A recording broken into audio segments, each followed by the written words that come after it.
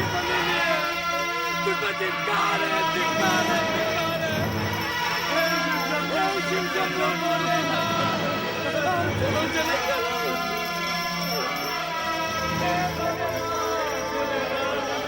तुम्हारी ये दुर्दशा तुम अकेले लौट आए। देवी सती कहाँ है? देवी सती कहाँ है? देवी सती कहाँ है? यज्ञ में दक्ष ने आपका अपमान किया, आपकी निंदा की। ये सुनकर माता सती ने ये कहा कि उनको जीवित रहने का कोई अधिकार नहीं, और ये कहा कि आपको अपना मुख दिखलाने का भी कोई अधिकार नहीं। और ये कहते कहते आत्मदाह कर लिया। नहीं, नहीं, नहीं!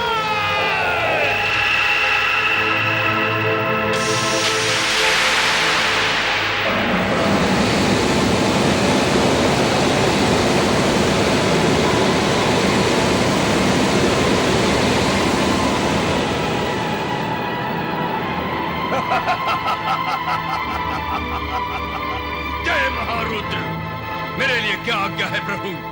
वीरभद्र, दक्ष का अहंकार हमारा विरोध है, और हमारा विरोध उसका विनाश। जो आज्ञा प्रभु। जाओ और उस यज्ञ को भ्रष्ट कर डालो, और जो भी तुम्हारा विरोध करे उसे भी भस्म करने में संकोच न करना।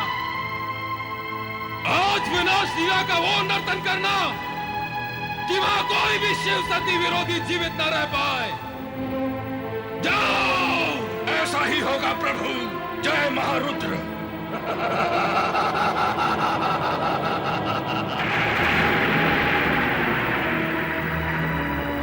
हे दुराचारी दक्ष, तेरे इस यज्ञ का विनाश हो जाएगा। तुझ पर दुर्भाग्य और विपत्तियों का आक्रमण होगा, और उससे तेरी रक्षा करने का किसी ने प्रयत्न भी किया तो उसका अंत निश्चित है।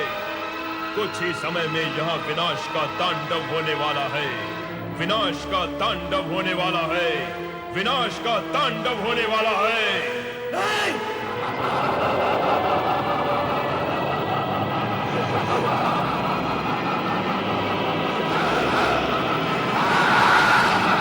प्रभु, मेरी रक्षा कीजिए, मेरी रक्षा कीजिए प्रभु। दक्ष, शिव की निंदा और उपेक्षा करके तुमने वो दंडनीय अपराध किया है जिससे तुम्हें कोई नहीं बचा सकता, स्वयं मैं भी नहीं। तुम्हारा उद्धार हो सकता है तो चराचरपति शिव के हाथ हो। प्रभु, प्रभु,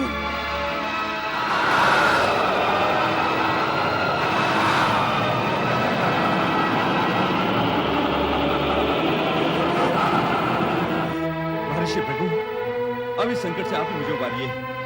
मेरी सहायता कीजिए ऋषिवर, मेरी सहायता कीजिए।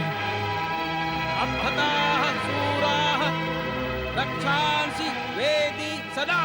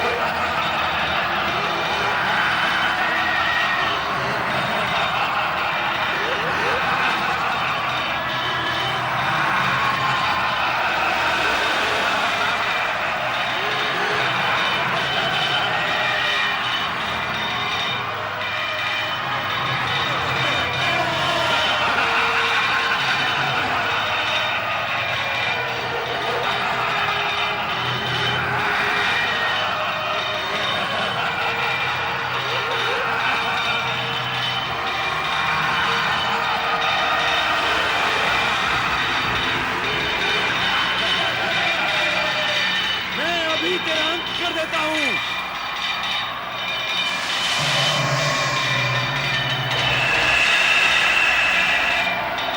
जय श्री शंकर।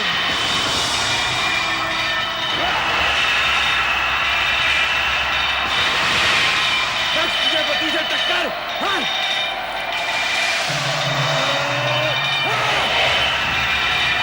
जय गंगाधर।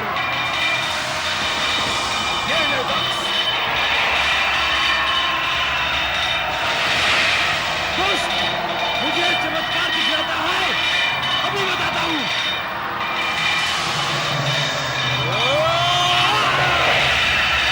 जय भूतनाथ। बच सकता है तो बच।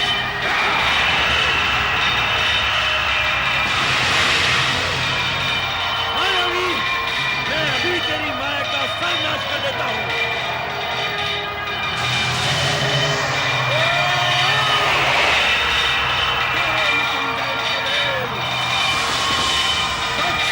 संभाल अपने आप को।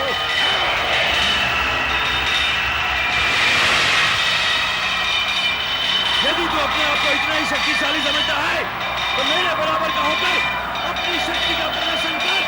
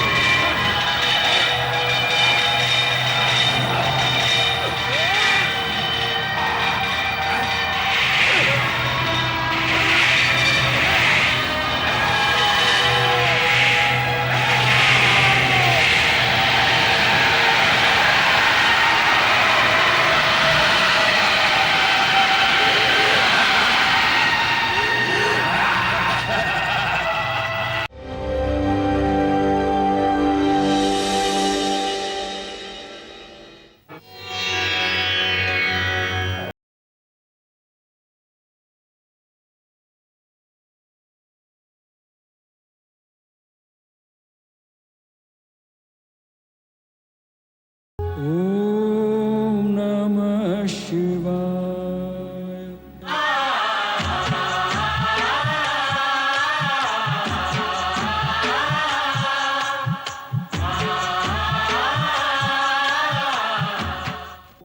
मैं ओंकार हूँ। ब्रह्मांड का कण कण मेरी ध्वनि से लयबद्ध होकर निरंतर नृत्य कर रहा है।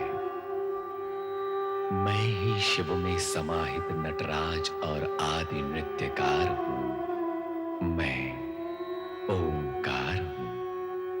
अपमानित दक्ष ने एक अन्य यज्ञ का आयोजन किया, जिसमें शिव सती को आमंत्रित नहीं किया। इस विषय को लेकर ब्रह्मा, नारद, विष्णु, लक्ष्मी सभी चिंतित थे।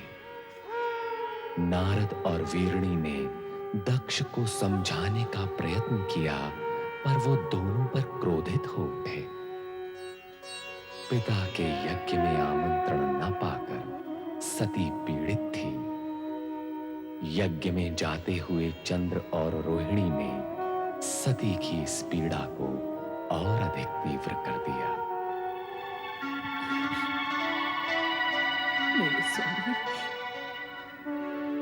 मेरे स्वामी कितने महान हैं। पिताश्री ने भरी सभा में उनका इतना बड़ा अपमान किया और उन्होंने इस दुर्घटना का मुझे आभास तक नहीं होने दिया। उनके स्थान पर अगर मैं होती तो पिताश्री को भला बुरा कहे बिना नहीं रहती मैं। और और अब ये एक अपमान के बाद और अपमान। एक जामाता और पुत्रियों को तो घर में हो रहे यज्ञ में आमंत्रित किया और दूसरे की उपेक्षा कर दी गई।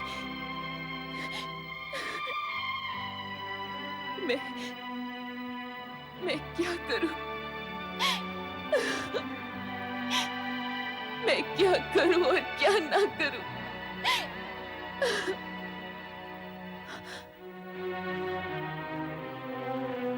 क्या मैं ये विचार दूं कि मेरे माता पिता और एक मात्र ग्रह भी है, अथवा चंद्र और रोहिणी के कहे अनुसार यज्ञ में सम्मिलित होने के लिए चली जाऊं? हाँ, नहीं,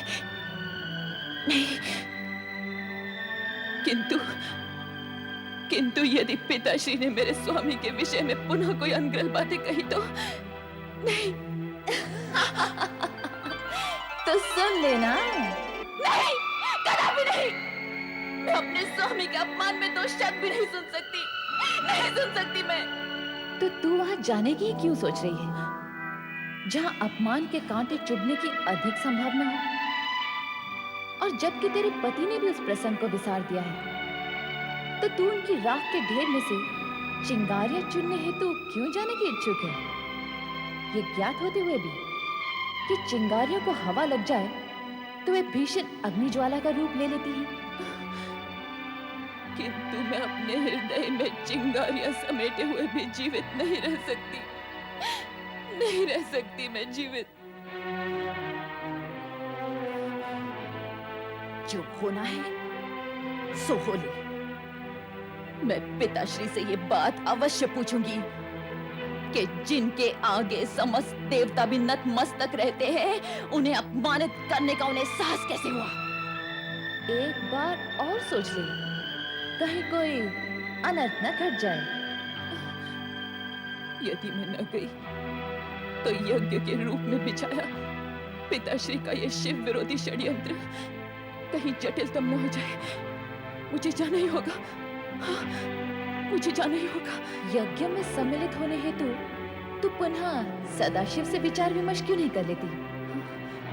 उनका उत्तर संभवतः तुम्हारी दुविधा का हल निकाल दे।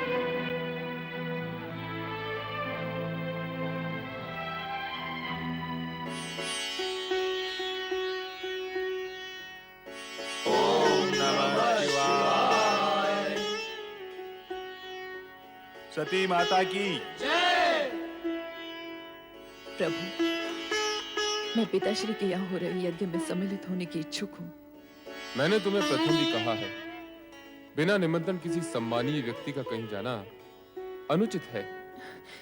कहीं जाने का प्रश्न ही नहीं प्रभु। मुझे तो अपने मातृ गृह जाना है, अपने माता पिता के घर, अपने घर। विवाह उपरांत स्त्री का घर वही होता है जो उसके पति का घर हो।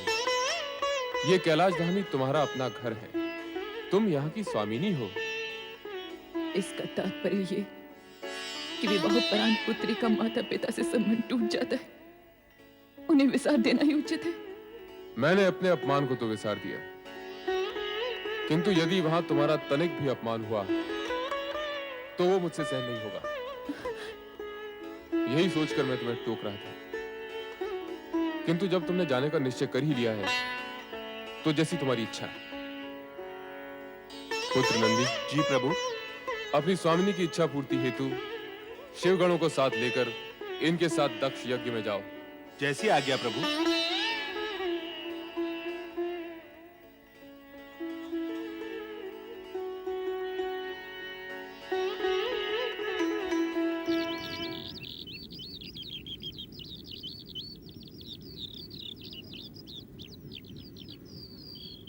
प्रजापति दक्ष, यज्ञ आरंभ करने का समय हो गया है। महारानी वीरणी को बुलवाइए। जो आज्ञा ऋषिवर। हरिओम तत्सत, हरिओम तत्सत, हरिओम तत्सत। बिना भगवान शिव की उपस्थिति के ये यज्ञ नहीं हो सकता। ऋषिवर, मेरे इस यज्ञ के इष्ट देव श्री हरि विष्णु जी हैं, किंतु वो मंगलमय भगवान शिव कहाँ हैं, जिनकी कृपा से समस्त मंगल कार्य संपन्न होते हैं, जिनके नेत्रों से देखे जाने पर मरुभूमि भी लहलहाती पुण्य भूमि बन जाती है। हे दक्ष, ऐसे तेजस्वी मंगलमय भगवान शिव को शीघ्र ही यहां बुलाकर इस यज्ञ की सफलता के प्रति पूर्ण रूप से निश्चिंत हो जाओ।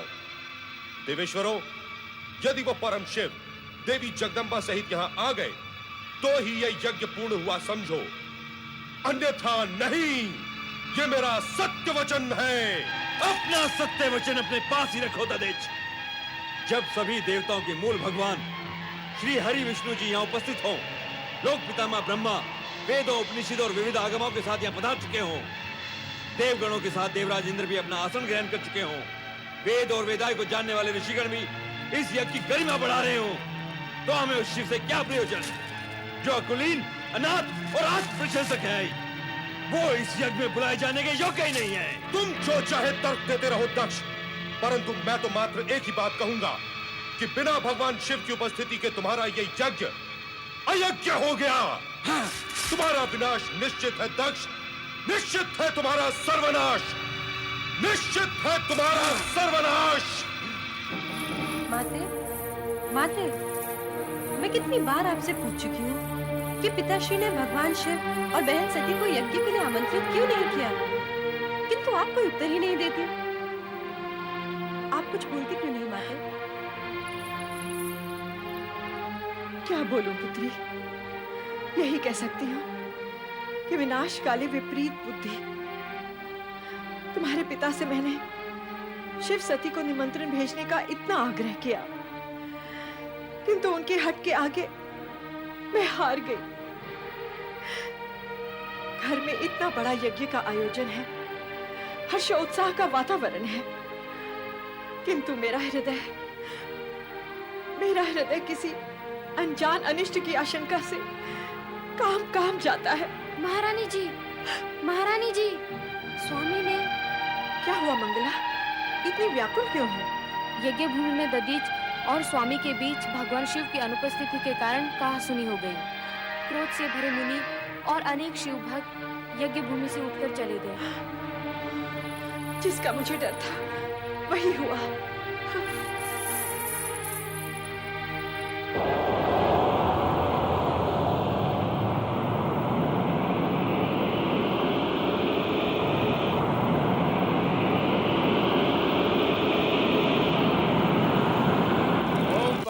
परमात्मने स्वाहा।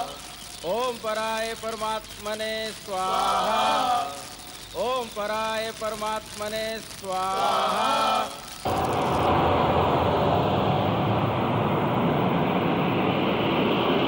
ओम पराय परमात्मने स्वाहा।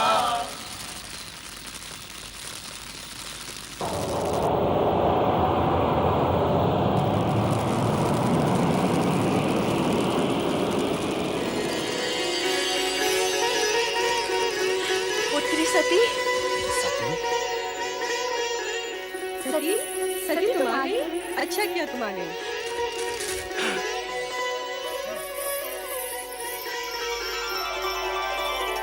पुत्री सती, तुम आ गई।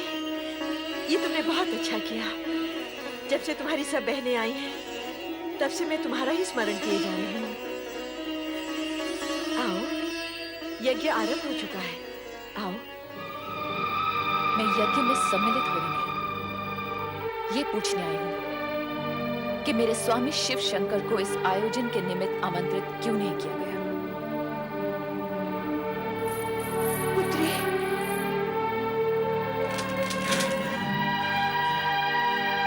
सती, तुम? हाँ, मैं शिव की अर्धांगिनी सती हूँ प्रजापति दक्ष। मैं वही सती हूँ जिसने शिव को पति रूप में पाने के लिए आपकी इच्छा के विरुद्ध शिव की आराधना की थी और उनके चरणों में स्थान पाया था। ये सब हम जानते हैं। क्या तुम हमारे यज्ञ में विघ्न डालने के लिए यहाँ आई हो? यज्ञ देवताओं में श्रेष्ठ भगवान शिव शंकर को आमंत्रित न करके आपने पहले ही विघ्न डाल दिया है पिताश्री। तो फिर आप ये झूठा दोषारोपण मुझ पर क्यों कर रहे हैं? हमने जानबूझकर तुम्हें और तुम्हारे उस भूतनाथ पति को निमंत्रित नहीं किया था, ताकि तुम अपनी अनुचित चेष्टाओं से इस यज्ञ के पवित्र वातावरण को अपवित्र न कर सको। हम पूछते हैं कि जब हमने तुम्हें बुलाया ही नहीं था तो तुम अपना अपमान कराने यहाँ क्यों चली आई हो? मैं आपसे उस अपमान के बारे में पूछने आई हूँ जो आपने मेरे स्वामी को नहीं बुलाकर किया है। आपका ये साहस कैसे हुआ कि देवों के देव महादेव को उनके यज्ञ भाग से वंचित रखे? और आपने ये कैसे सोच लिया कि यज्ञ को शिव से वंचित रखने का भारी अपराध करने पर भी आपसे कोई पूछने तक नहीं आएगा? मैं आपसे पूछती हूँ पिताश्री, जब आपने अपनी सभी अन्य पुत्रियों और जामाता को सहर्ष इस यज्ञ में सम्मिलित किया है, तो फिर मुझे क्यों नहीं? मेरे पति महादेव को क्यों नहीं? इसलिए कि तुम्हारा पति महादेव कहलाने के योग्य ही नहीं है। वह कुलीन अमंगलकारी, वेदों से बहिष्कृत और क्वेशधारी है। भूत पिशाचों के स्वामी उस भूतनाथ के साथ हमने तुम्हारा विवाह अपने पिता ब्रह्मा के दबाव में आकर किया था, और उसके लिए हम आज तक पछता रहे हैं सती, आज तक पछता रहे हैं। हाँ, जब तुम बिना बुलाए यहाँ चली आई हो तो इस यज्ञ में भाग लेकर अपने पति का यज्ञ भाग भी प्राप्त करो। बैठो सती। पिताश्री, अब भी कुछ नहीं बिगड़ा है। आप कैलाश जाकर मेरे स्वामी को आदर पूर्वक यहाँ ले आइए और इस यज्ञ को विधि पूर्वक संपन्न कीजिए। एक पुत्री होने के नाते मैं आपसे विनती करती हूँ। नहीं, नहीं, कदापि नहीं। हम उस ढोंगी पाखंडी भवोद्धारी को इस यज्ञ में कदापि आमंत्रित नहीं करेंगे। हम नहीं चाहते कि उसके अपावन नाम की छाया भी इस पावन यज्ञ पर पड़ने पाए। पिताश्री, परम पावन शिव को अपवन कहकर अपने आप का पवन ना कीजिए। आप जैसे शिव द्वेषी को शिव निंदा करते हुए देखकर मुझे आपकी पुत्री होने पर लज्जा होने लगी है। हे विधाता, आपने मुझे ऐसे पिता की पुत्री क्यों बनाया जो सर्वोत्कृष्ट परमात्मा शिव की स्तुति करने के बदले उनकी निंदा कर रहा हो? सती, बंद करो ये नाटक। अभी तुमने अपने पति के दोषों का बखान सुना ही कहां है? यदि मैं तुम्हारे उस कर्महीन पति के दोषों को गिनाने लगूंगा तो समस्त ब्रह्मांड की गिनती भी कम पड़ जाएगी।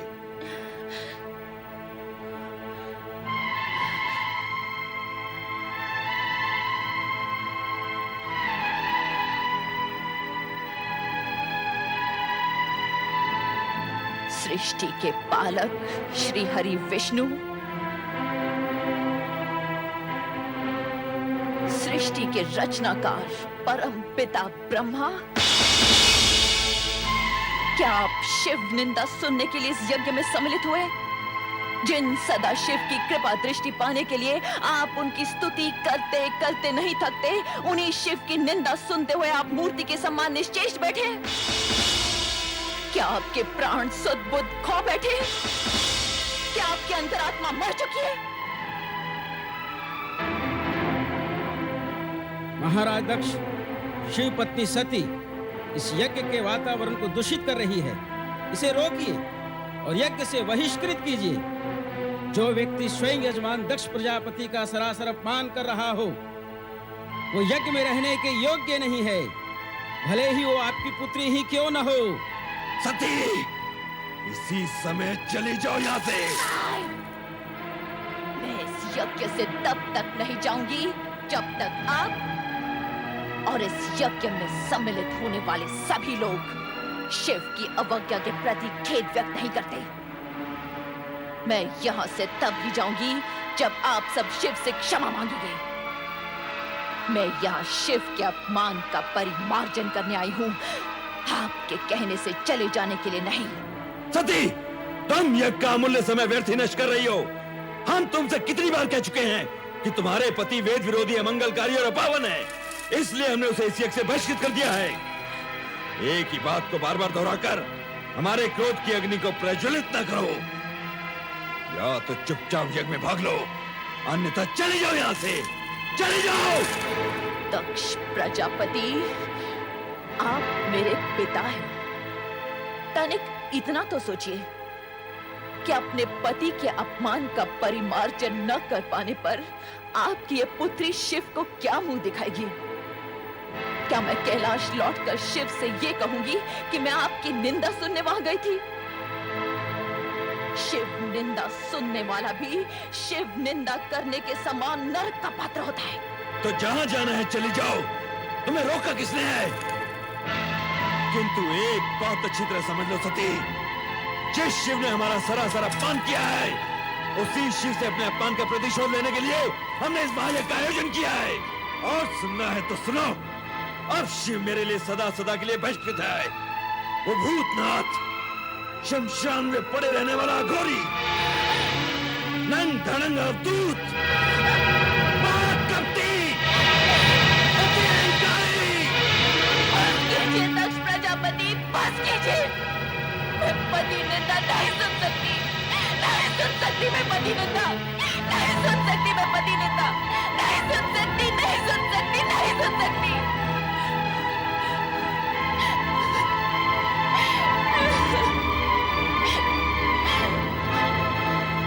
मेरे स्वामी, आपने मुझे न आने के लिए कितना समझाया, किंतु मैं मूढ़मती केवल पिता को 2 बातें सुनाने के लोभ में यहाँ चली आई।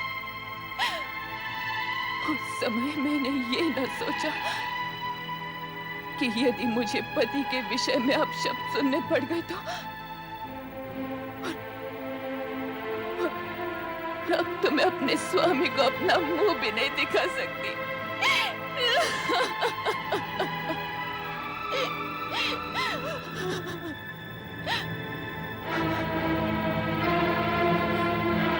जिस स्थान पर मुझे अपने पति की इतनी निंदा सुननी पड़ी, वहीं के वहीं मैं अपने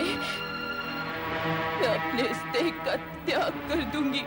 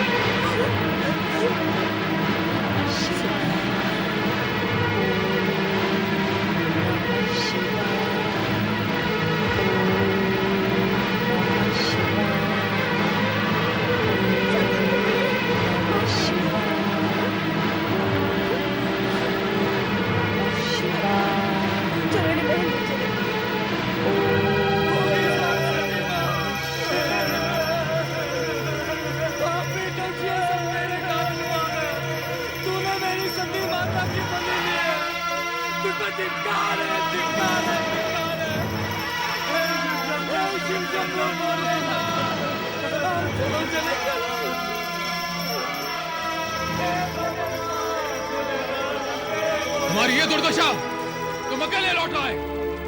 देवी सती कहाँ है? देवी सती कहाँ है? देवी सती कहाँ है? यज्ञ में दक्ष ने आपका अपमान किया, आपकी निंदा की। ये सुनकर माता सती ने ये कहा कि उनको जीवित रहने का कोई अधिकार नहीं, और ये कहा कि आपको अपना मुख दिखलाने का भी कोई अधिकार नहीं।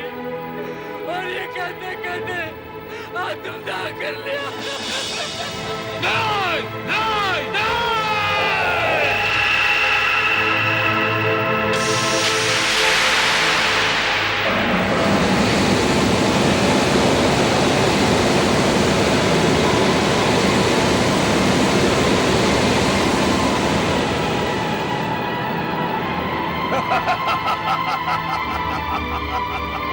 जय महारुद्र, मेरे लिए क्या आज्ञा है प्रभु? वीरभद्र, दक्ष का अहंकार हमारा विरोध है, और हमारा विरोध उसका विनाश। जो आज्ञा प्रभु। जाओ उस यज्ञ को भ्रष्ट कर डालो, और जो भी तुम्हारा विरोध करे उसे भी भस्म करने में संकोच न करना। आज उस विनाश लीला का वो नर्तन करना कि वहां कोई भी शिव सती विरोधी जीवित न रह पाए। जाओ, ऐसा ही होगा प्रभु। जय महारुद्र।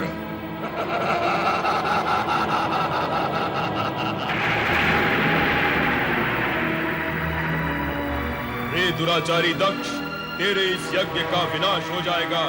तुझ पर दुर्भाग्य और विपत्तियों का आक्रमण होगा, और उससे तेरी रक्षा करने का किसी ने प्रयत्न भी किया तो उसका अंत निश्चित है। कुछ ही समय में यहाँ विनाश का तांडव होने वाला है। विनाश का तांडव होने वाला है। विनाश का तांडव होने वाला है।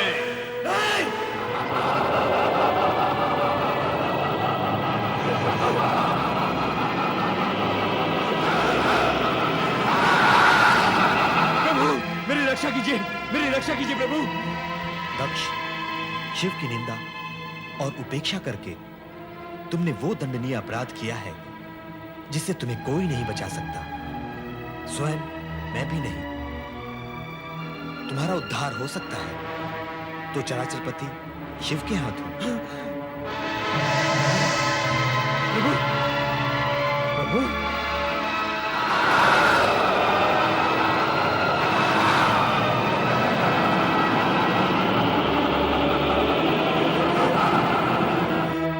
प्रभु, अब इस संकट से आप मुझे उबारिए।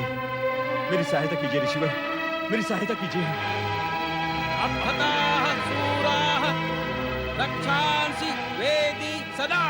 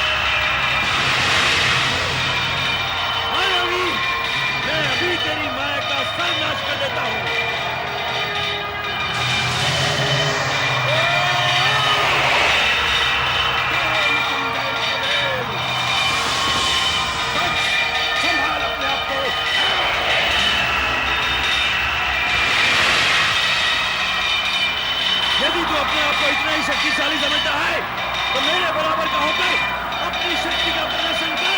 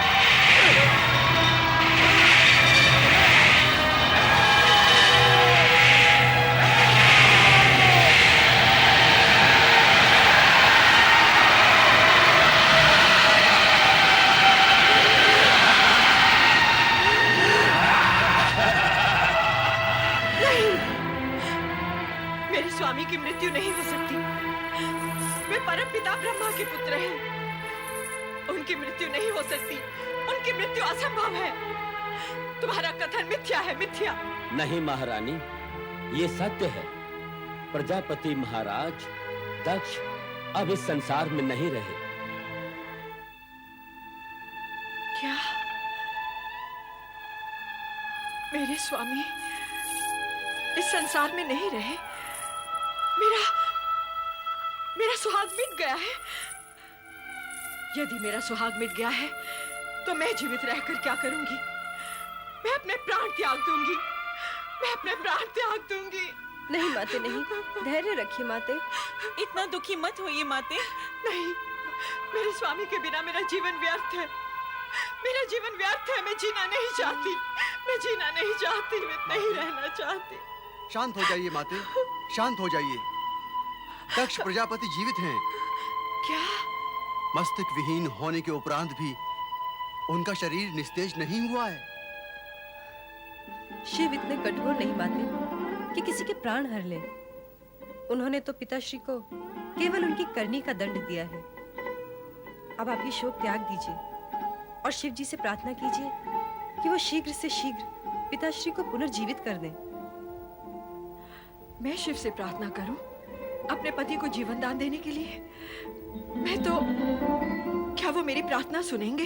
हाँ माते, शिव शंकर दयालु हैं, वे अपने भक्तों की प्रार्थना अवश्य सुनेंगे।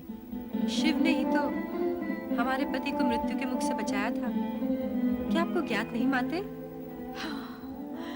तुम्हारे पति चंद्रदेव तो शिव के भूषण हैं, शिव के परम प्रिय हैं। इसीलिए शिव ने उन्हें जीवन दान दिया। परंतु मेरे पति तो शिव के द्रोही थे। मेरे पति के समान शत्रुता तो संसार के किसी प्राणी ने शिव के साथ न की होगी। ऐसे शिवद्रोही को भला शिव कैसे क्षमा कर सकते हैं? मैं किस मुंह से शिव से अपने पति के अपराधों की क्षमा मांग लूं रोहिणी? कैसे कैसे? पतिव्रत और पति की शिवद्रोहिता के तिराहे पर किंग कर्तव्य विमूढ़ खड़ी वीरणी निश्चय नहीं कर पा रही थी कि पति के जीवन का दान मांगने वो भोलेनाथ की शरण में जाए भी तो कैसे जाए। पति के शिवद्रोह ने उसके पग जकड़ लिए। पति की मृत्यु ने उसकी चेतना जड़ कर दी। मन में रह रहकर यही प्रश्न उठता रहा कि क्या भोलेनाथ उसके अभिमानी, विद्रोही और अविवेकी पति को जीवन दान देंगे?